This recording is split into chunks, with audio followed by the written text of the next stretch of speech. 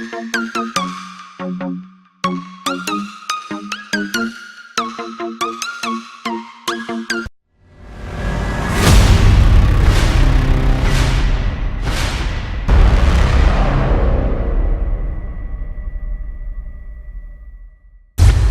Chaitanya Techno School is part of Sri Chaitanya Educational Institutions, the largest educational group in Asia. Founded by Dr. Boppana Satyanarayan Rao and Dr. Jhansi Lakshmi Bai.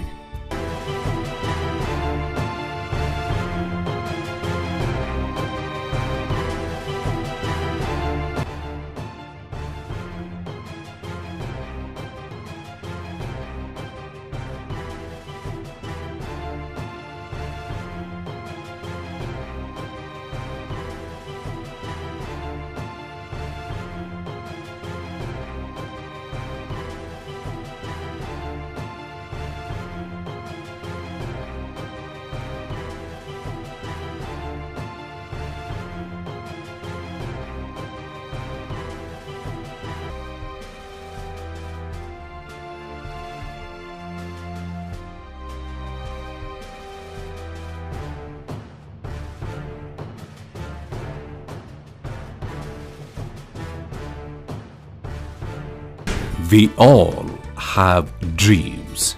Dreams of a better tomorrow. Dreams of a better life. Our children have dreams. We dream about their bright future.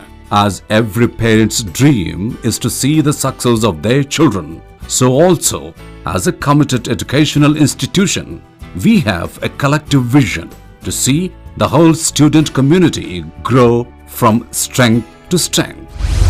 We realize the huge competitive world out there waiting for them. The toughest entrance examinations must be cleared to join prestigious courses.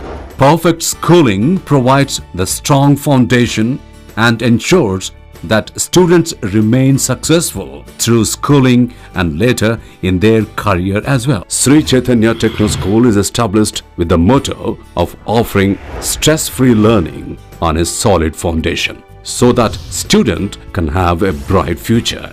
We are creating strong, intelligent and confident leaders of tomorrow today. What we have are committed teachers on one hand and inquisitive students on the other. Personalized learning is what unites them. America వారి NASA contest 2018 ఫలితాలలో world first, second, third prizes తో పాటు ప్రపంచంలోనే అత్యధికంగా 334 మంది winnowing students తో ప్రపంచ record. NASA contest లో ప్రతి ఏటా world first, second, third prizes తో పాటు అత్యధిక మంది విద్యార్థులతో గత 5 ఏళ్లుగా world champion Sri Chaitanya school techno curriculum.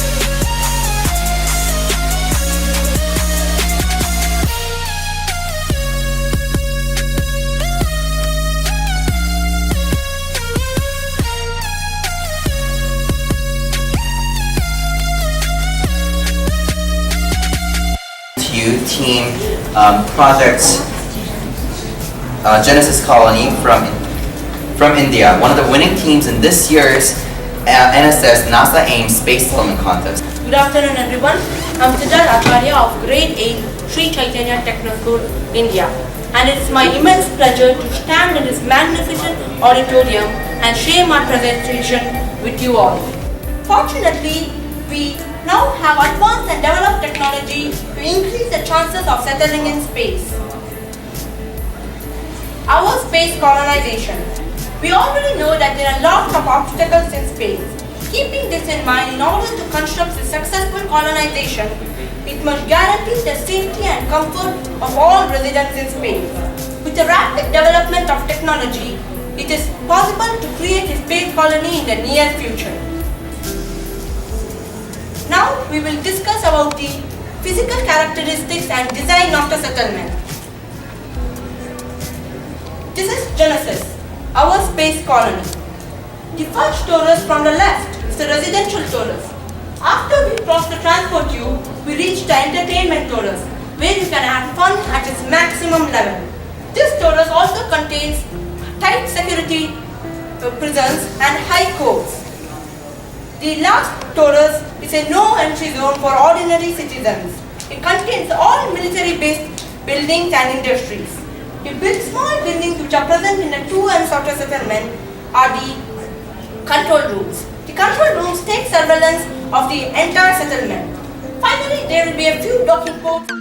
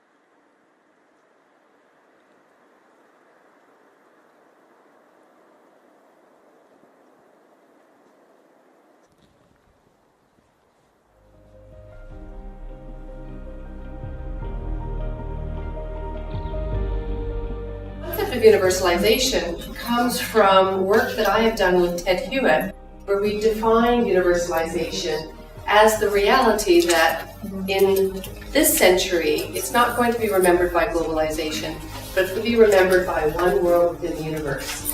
And that a central theme is whether or not cooperation is our only way to sustain humanity in this new construct. So our resolution is, can universalization promote global peace through cooperation?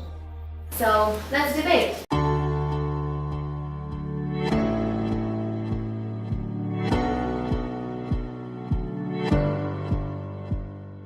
Two-sided debate. I feel like it could honestly go either way because there's strong pros and strong cons to both sides. Universalization is the act of all the nations on Earth, all the people coming together to tackle problems that affect us all. The concept of expanding our Earth, not only on the geographical scale where we're just expanding our borders, to other planets, but also on the political scale, where we're incorporating more of a universalized society and incorporating that with other planets, where we see past the boundaries of each of our countries. We work together to go for the greater goal. Whereas universalization, everyone is equal going into space and everyone gets equal benefits out of it. We need to find a way to agree on new laws in space that are helpful and that everyone can cooperate and agree on.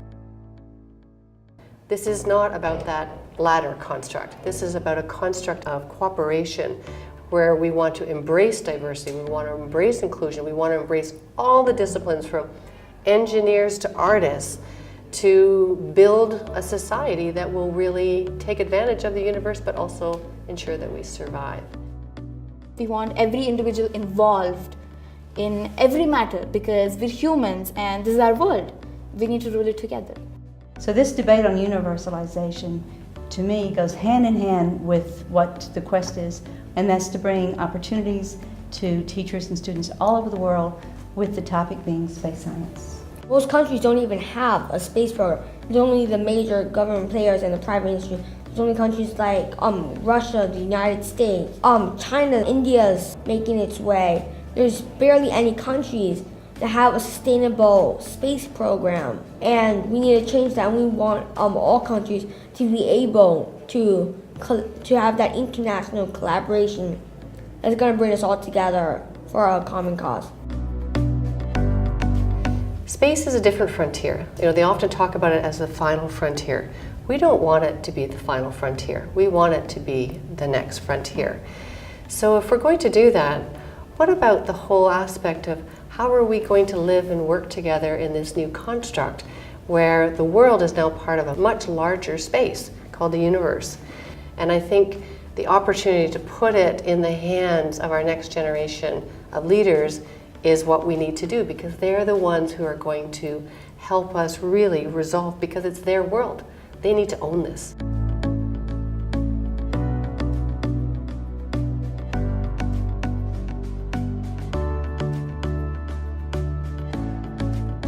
No.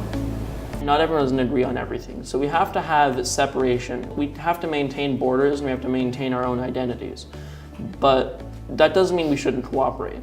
There could be a risk of starting a war. It's always been a desire for humans to want to be the best, the top. Humans are very competitive.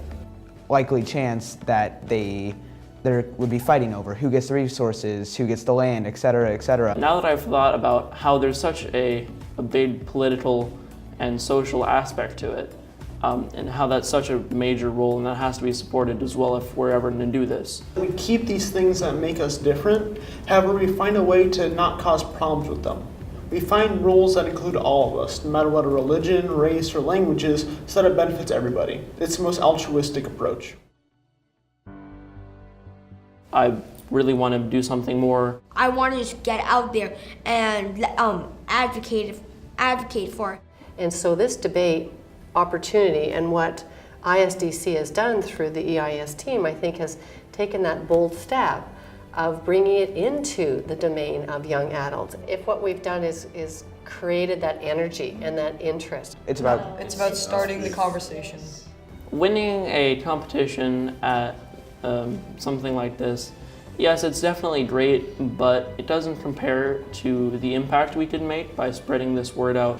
Many people around who will be watching us can get to know about universalization, and we can spread this idea. It was a really interesting topic that a lot of people, we really need to explore more in depth if we want to consider going to space and living there and setting up stations there. Figuring out a plan for universalization space is something that's really important and is really impacting us right now. One thing in the classroom that you want to do is try to ignite. That's a good word for it. And I like that because it actually is to put them on fire. All humans must work together for a common goal. It's our sense of unity that's going to allow this to work. And if we can get that sense of unity to be all-inclusive of every country, then universalization is going to be our future. When you see these students speaking about it and using the terms that we use as if it was always their term, I don't think there's anything more rewarding, quite honestly. I'd say it come out very nicely because it's been great. It's been great. Cooperation. Right, so. And compassion. And compassion, yes. Universalization, in my point of view, will change the world to a better place in a whole new league of problem solving together.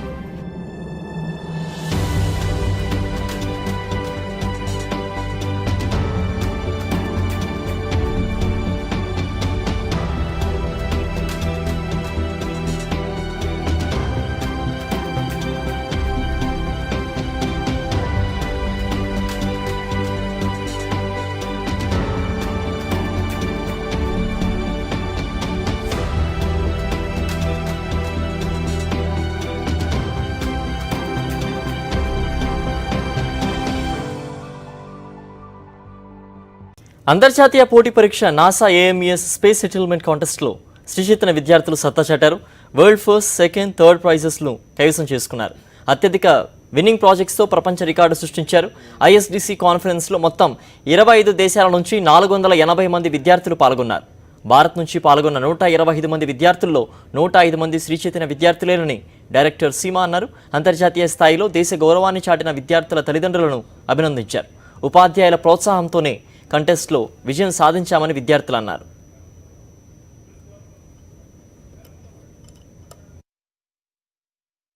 అకాడమిక్స్లో తక్కువ కాకుండా, extra curricular యాక్టివిటీస్లో compromise అవ్వకుండా, personality డెవలప్మెంట్లో compromise అవ్వకుండా ఏ area చూసినా Sri Chaitanya students overall విన్నర్స్గా నుంచున్నారండి.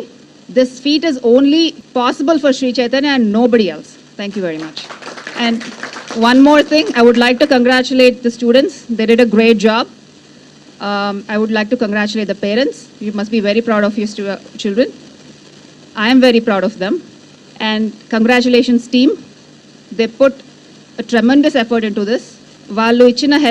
They helped the students to the maximum possible extent with daily follow-up. They took personal interest and made this possible. So thank you very much and congratulations. Second prize all over the world. So the topic of my project is actually about asteroid mining. It's not space colonization. Asteroid mining is nothing but to extract the minerals which are present in the asteroid. As you can see, that's an asteroid. Asteroids are the rocky worlds which revolve around the solar system, not like planets. They revolve around like solar system. They are the leftovers from the solar system. So they are basically rocks. Asteroid contains lot of minerals, example like coal, petroleum, gold, iron. So basically we lack on minerals on Earth. It is the place where the president of Ignite is there, and the main feature in it is there's evacuating mode in Ignite. So this evacuating mode in Ignite occurs when a greater celestial body like a black hole heading towards a path. So our project become into in a shape of an alien UFO like this. This goes into this torus and also become into an alien UFO, which is like hi-fi technology, and also it helps the space settlement.